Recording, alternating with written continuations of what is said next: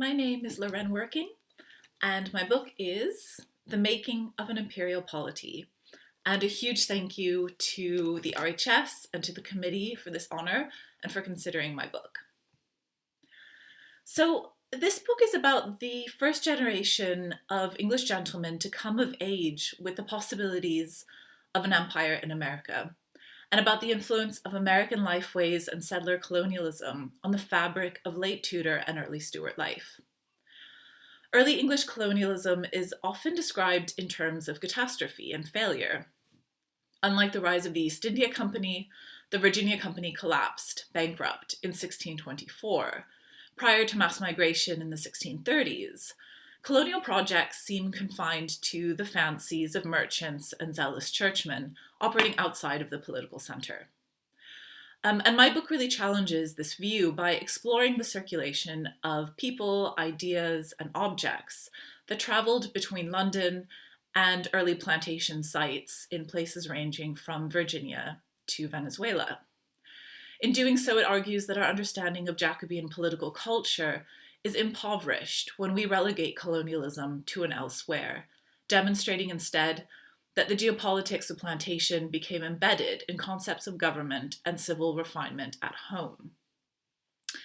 Initially, I was mainly concerned with finding evidence of colonial interest among metropolitan gentlemen, from Algonquin spirit beings and court masks to news of voyages transcribed in commonplace books. But what ultimately struck me was that references to Indigenous objects and practices weren't just being used to discuss colonialism per se. Rather, America and its peoples animated and spurred domestic debates about social behavior, violence, and orthodoxy in a critical moment of state formation after the Reformation. Dozens of mentions of cannibalism appear in legal discussions about the limits of state violence, and an image of a South American headdress illustrated an emblem about honor.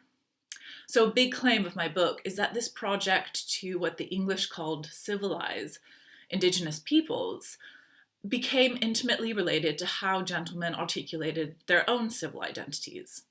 Plantation and the colonial imaginary became widely endorsed by key institutions, including the Crown, Parliament, and the Inns of Court.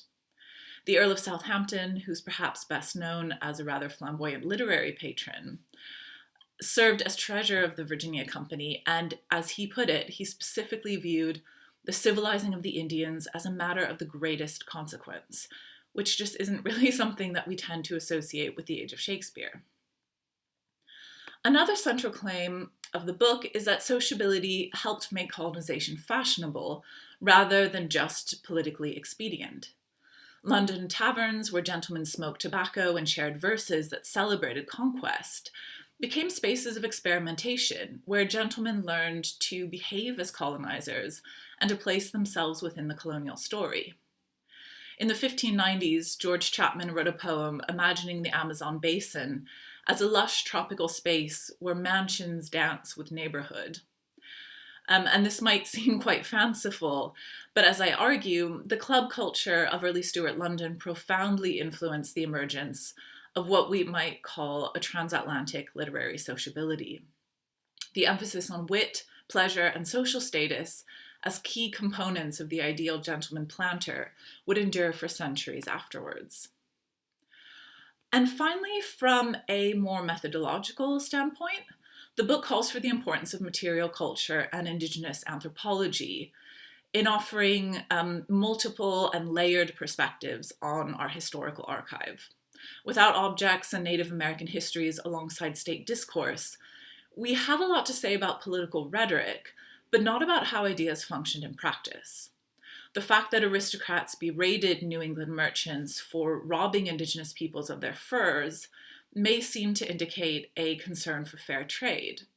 But this is dwarfed by the escalating expenditures of gentlemen demanding tobacco or Caribbean-sourced pearls, even when they knew such production relied on enslaved labor.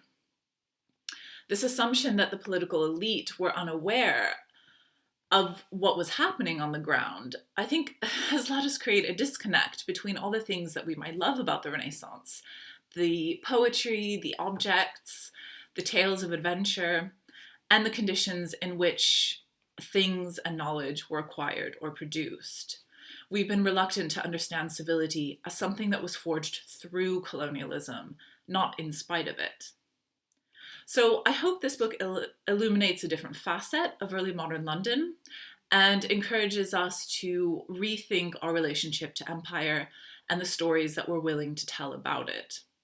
It's why I chose an Indigenous crafted object for the cover, because although it's a book that focuses on English political culture, I wanted readers to enter into the story through an object that exists outside the mediation of Jacobean projectors. To me, its very survival is a mark of resistance. It's a challenge to the English idea that the civil life is made through the assimilation or the subordination of others. So thank you very much for listening. Please do check my book out. It's open access, so you can read it online for free, and do let me know what you think. Thank you.